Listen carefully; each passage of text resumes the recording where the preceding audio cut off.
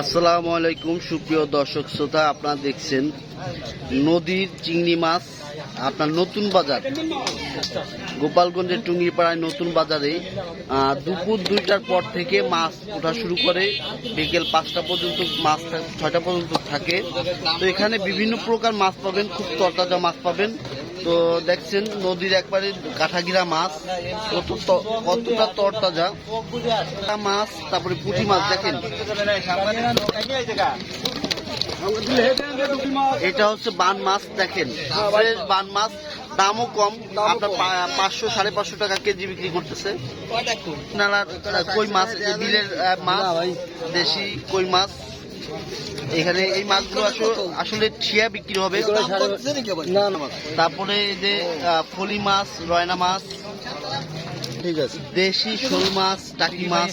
যারা দেশি মাছ, ছোট মাছ খেতে চান চলে আসতে পারেন আর টুঙ্গিপাড়ার নতুন বাজার নামক বাজারে, যেখানে আসলে একবারে পিওর দেশি মাছ পাবেন।